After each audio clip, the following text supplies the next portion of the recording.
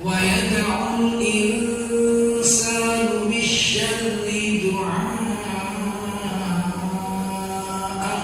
بالخير وكان الإنسان عجولا.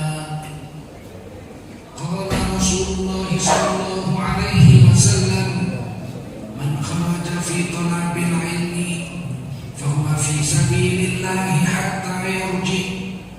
Baginda Rasul bersabda, siapa keluar untuk mendapatkan ilmu, orang itu adalah orang yang berjihad fisabilillah sampai dia kembali ke tempatnya.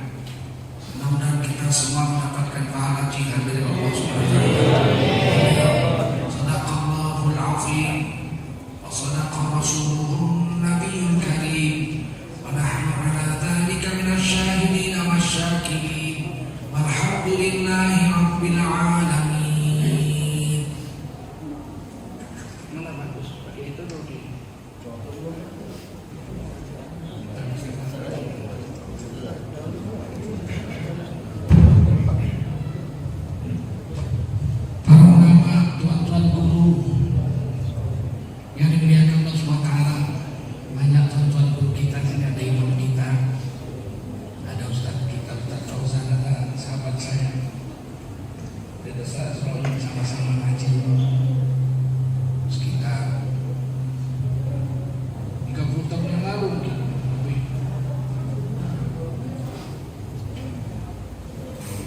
Orang tua kami,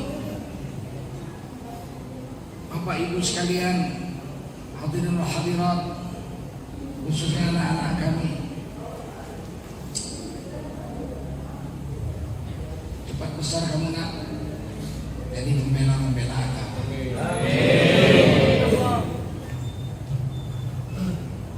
Wajiblah kita bersyukur pada Allah SWT. Salawat dan salam kita sampaikan untuk baginda Rasulullah sallallahu alaihi wasallam.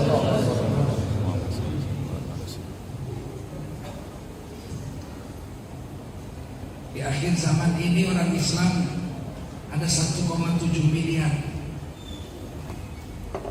dari 7,6 miliar penduduk dunia. Tidak banyak dari 7,6 miliar orang yang hidup di dunia yang mengucap kalimah la ilaha illallah Muhammadur Rasulullah hanya 1,7 miliar. Tapi dibanding dengan pemeluk agama lain, saat ini agama Islam paling banyak. 1,7 miliar orang Islam itu paling banyak. Protestan 1,2 miliar, Katolik 700-an miliar, Hindu 1,1,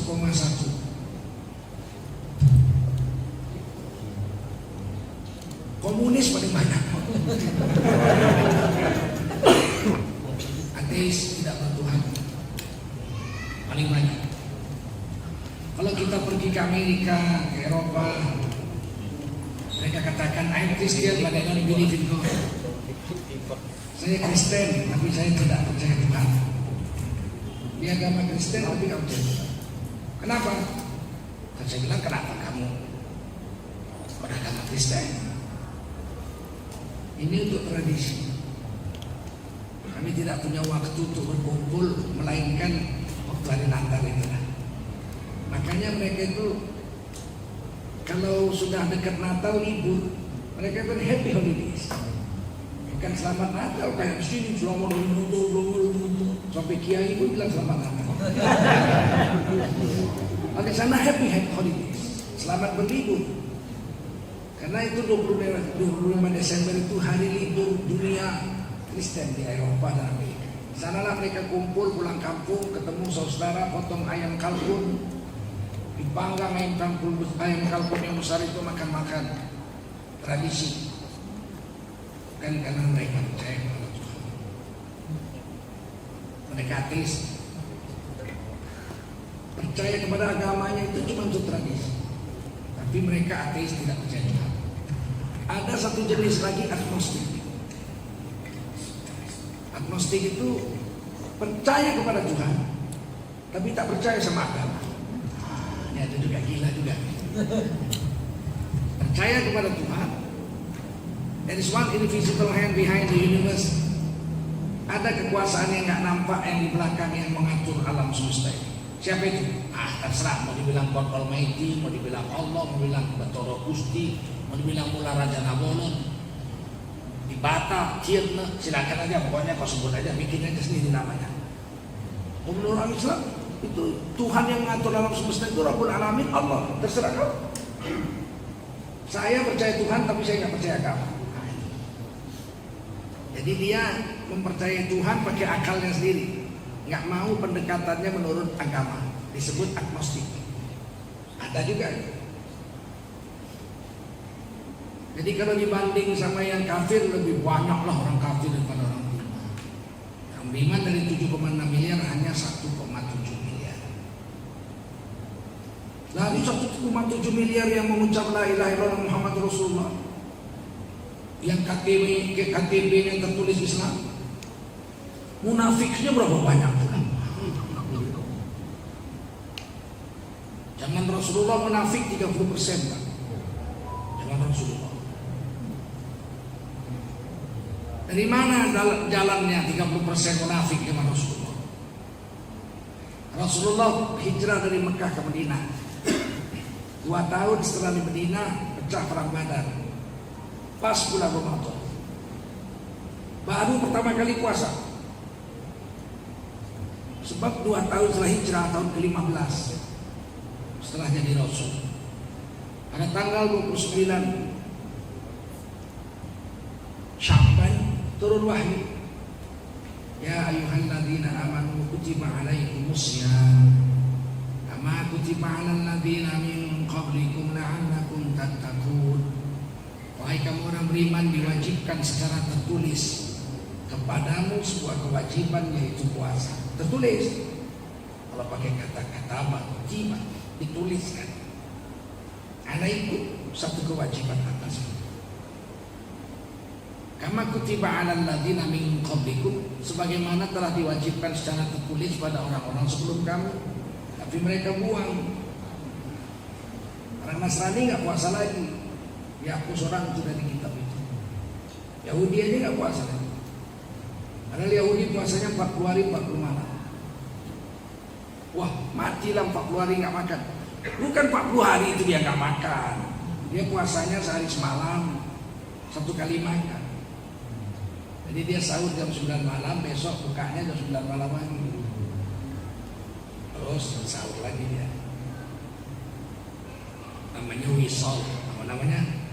Bahasa Arabnya wisol, puasa sehari semalam. Nah, Rasulullah SAW ada wisol. Baginda Rasul kita melarang orang Islam puasa wisol. Tidak boleh. Kalau Yahudi wisol, sehari semalam, sahurnya jam 9, nanti bukanya 9, sahurnya 9 malam, buka 9 malam, selama 40 hari. Kalau kita tidak boleh, kita itu minal fajri Tsumma atimmu siyama ilal lail. Nah, puasanya mulai fajar dan sempurnakan ketika menyentuh bibir malam. Dan nggak sampai malam. Yang sampai malam puasa itu Yahudi. Siapa lagi yang puasa sampai malam? Syiah. Syiah itu. Kalau maghrib nggak buka puasa ya. Duduk makanan udah dihidang, buah-buah itu duduk udah maghrib, nggak sholat maghrib juga, nggak buka puasa, nggak sholat maghrib, duduk. Nanti waktu sudah terbit bintang-bintang, mereka azan isya, barulah mereka buka. Persis Yahudi lah. Dan setelah makan isya, baru dia sholat maghrib dijamak dengan isya. Nah, itu Syiah. Nggak ada azan maghrib di Syiah, nggak ada. Azan isya enak, tapi sholatnya ada maghrib isya. Azan asar nggak ada sholat Syiah. Orang Syiah itu azannya zuhur digabung dengan asar. Jadi orang Syiah itu sholatnya 3 waktu. Berapa Berapa waktu? 3 waktu.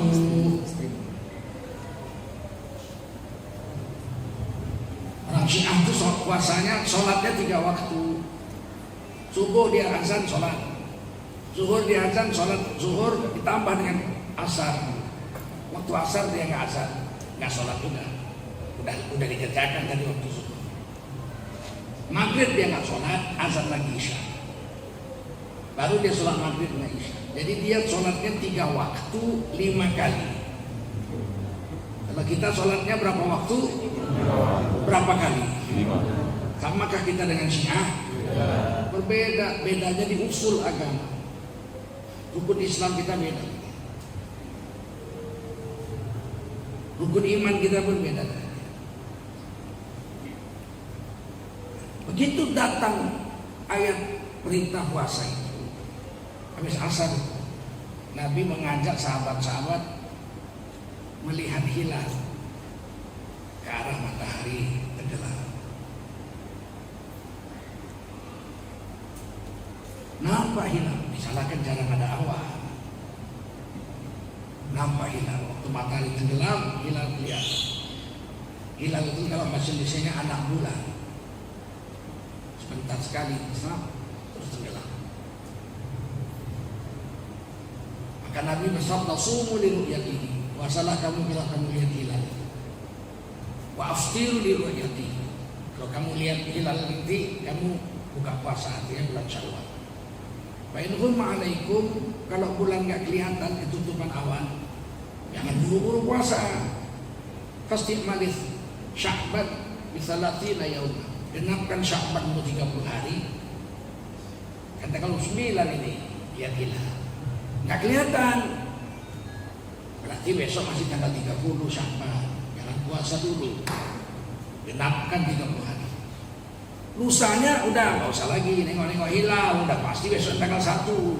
Karena dalam kalender Hijriah nggak ada 31 hari sebulan. Kalau nggak 9, 3 selesai. Kalau nggak kelihatan hilal, kenapa 30? Namanya istiqmat. Apa namanya? Istiqmat. Kalau bulan kelihatan besok puasa, nggak kelihatan istiqmat. 30 hari kan Sya'ban, lusanya puasa. Kelihatan maka Nabi puasa.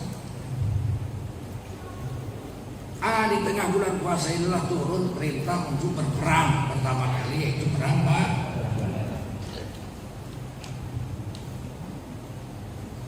Kita menang 313 kita lawan 1000. Di mana kita cegat? Di sumur Badar, kira-kira 120 km dari kota Madinah. Bulan puasa itu sedang panas-panasnya. Pernah di sana, saking panasnya, mobil-mobil yang diparkir itu cair semua plastiknya. Lampu-lampu, bukan lampunya aja, bumper-bumpernya itu cair itu. Apa namanya?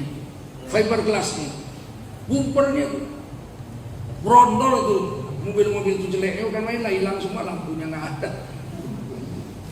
Bumper depan, bumper belakangnya itu cair saking panas. Har, betul-betul panas. Pada saat itu pula sedang puasa begitu suruh perang. Keterangan kita cuma 70 ekor unta tambah 2 ekor kuda. Catat dalam peperangan Badar. 70 unta, 2 ekor kuda. Pasukannya 313. Cuma Rasulullah adalah yang sendirian yang unta, nggak ada yang berani. Yang lain 1 unta kongsi 8. Nggak cukup. Dari kongsi 6. Bukan 6 naik unta tuh jatuh lautan. Kebenamlah kakinya di pasir. 1 orang naik, 5 orang jalan.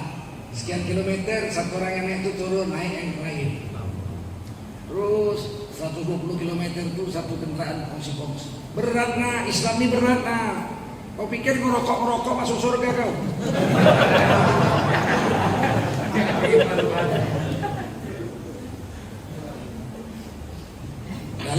puasa lagi. Kata Nabi, boleh kalian nggak puasa? Karena ini perang, boleh nggak puasa? Nggak ada, semua puasa. Semua puasa.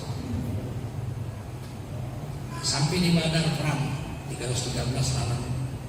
Sedih. Menang. Mereka turun membantu perang.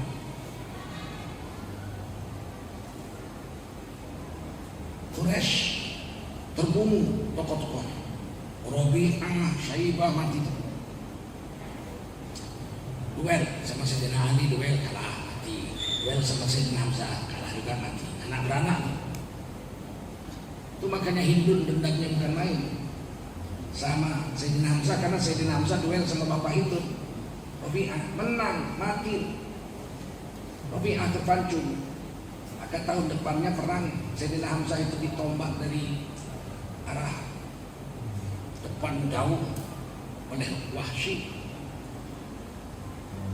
Dibelah dadanya sama Hindun, dicabut paru apa jantungnya dengan hatinya digigit oleh Hindun. Perempuan ini kalau udah dendam,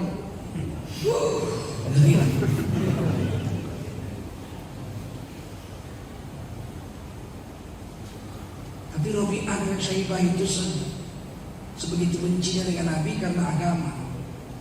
Benci karena, jadi dari dulu orang benci dengan agama itu ada. Kalau sekarang itulah yang nuduh-nuduh ulama kadrun. Apa aja yang dibikin orang beragama pasti dia benci. Kelompok mana itu yang jelas di Indonesia? Kelompok PKI dan anak cucu cicitnya. Rabi'ah itu benci sama Nabi karena agama. Abu Lahab benci sama Nabi karena agama. Kalau karena kemanusiaan, cinta kali Abu Lahab sama Nabi. Kalau kemanusiaan, cinta. Begitu Nabi jadi Nabi, itu muncul bencinya. Kesumat. Waktu Nabi lahir, Abu Lahab itu tinggalnya 15 menit naik taksi ke arah Taif dari Mekah. Jadi Abu Lahab bukan tinggal di kota Mekah, bukan. Sekarang jadi kota Mekah, dulu tidak lah. Kota Mekah kan dulu rapat-rapat rumah. Abu Lahab nggak situ tidak. Kalau kita naik taksi ke arah Taif, di tengah-tengah perjalanan antara Mekah dengan Taif, di tengah-tengah itu ada satu kampung namanya Kampung Abu Lahab. Ada gunung Abu Lahab, Jabal Abu Lahab. Waktu saya tinggal sana kan, saya ke sana. Naik taksi saya ke situ, saya lihat inilah dia gunungnya Abu Lahab. Tahun 2007 habis gunung itu rata, dipecahi untuk gedung-gedung, hotel-hotel. Dikeruk, dipecahi. Sekali saya datang lagi tahun depannya, udah jadi masjid Abu Lahab kata orang.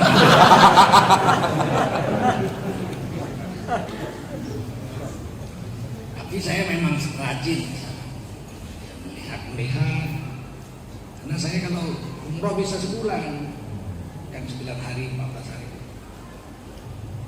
Dan 1 bulan 2 itu saya sebulan bisa.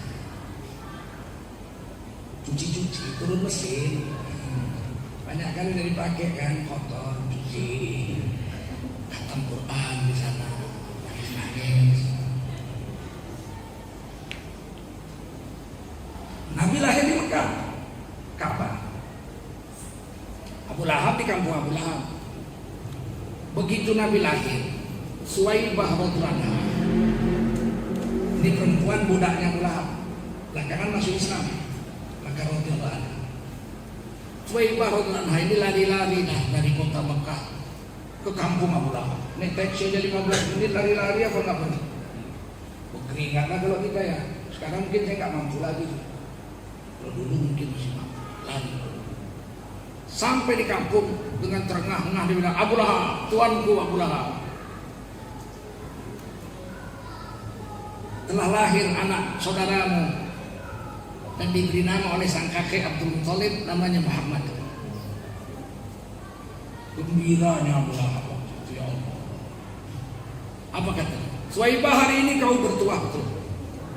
Kau telah menggembirakan hatiku dengan kegembiraan yang besar.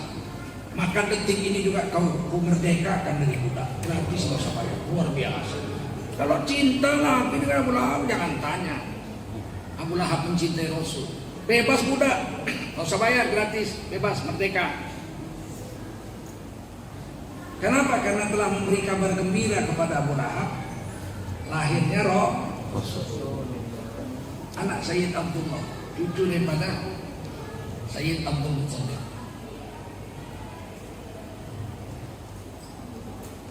Kemudian apa kata Abu Lahab?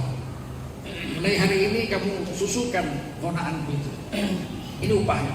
Diupah langsung. Jadi ibu susu Nabi itu Suwaibah orang yang pertama. Ibu susu Nabi itu dua. Yang pertama adalah Suwaibah radhiyallahu anha. Baliklah lagi Suwaibah mensusukan Nabi. Sampailah beberapa hari kemudian datanglah wanita-wanita dari pegunungan Bani Sa'ad biasa itu kalau musim paceklik mereka datang. Rabiul Awal itu musim paceklik, musim panen itu Juli ya kalau ya. Hampir Ramadan itu Ramadan itu musim panen kurma, musim panas kan. Kurma itu musim panas baru dia panen. Rabiul Awal belum musim panas, musim dingin. Gak ada buah. Datanglah satu perempuan namanya Halimah Sa'diyah dengan suaminya Abu Zaid. Miskin, untanya cuma satu, kurus lagi. Miskin, hartanya mungkin kambing pula seekor, kurus lagi. Nggak dapat lah, siapa pula mau ngasih anaknya sama orang kurus. Miskin lagi, nanti anaknya nggak makan 2 tahun. Jadi Halimah Sa'diyah nggak dapat anak hari ini. Tawar-tawar nggak ada yang mau. Yang mau ibu Nabi Aminah. Tapi Nabi ini janda miskin pula. Sedangkan kita mau minta duit ini menyusukan anaknya, ini cari makan. Mana bisa ini janda miskin ini bayar upah untuk kita. Akhirnya Nabi nggak mau. Halimah Sa'diyah pun nggak dapat juga anak. Semua sahabat-sahabatnya udah pulang menuju pegunungan Bani Sa'ad. Ibunda Halimah Sa'diyah dengan ayahanda Abu Zaid sudah jalan juga pulang. Di tengah jalan bicara Ibu Halimah, kasihan kali anak cantik itu. Wah, Nabi cantik. Wah, Nabi ganteng lah sejagat raya ini. Kasihan kali itu anak. Aku tengok tadi wajahnya, melas sekali hatiku. Balik yuk. Itu ceritanya itu. Wah, kita udah ketinggalan kawan-kawan nanti kalau kita balik. Tak apalah, nanti kita kejar kawan-kawan. Balik lagi diambil Nabi. Apa yang terjadi? Unta kurus beliau itu lebih kencang dari kawan-kawan yang lain, duluan sampai ke Bani Sa'ad. Ini anak bertuah betul ini. Kambing yang kurus itu asal dipegang, susunya diperas keluar, susu nggak pernah berhenti. Sampai anaknya Ibunda Halimah Sa'diyah pun sama kenyangnya, luar biasa, masya Allah. Satu keluarga bisa minum, tua nih kambing jadi gemuk, susunya nggak berhenti, biasa diperas keluar terus. Dan di situ dia bilang ini anak ketua. Apa kehebatan Rasulullah? Kata Ibunda Halimah, susu dibagi 2. Ini untuk anak kandung. Kalau nggak ada anak mana ada susunya? Kan mesti beranak juga. Yang sebelah kiri untuk anak kandung, yang sebelah kanan untuk Nabi Muhammad, anak susu Roto'ah.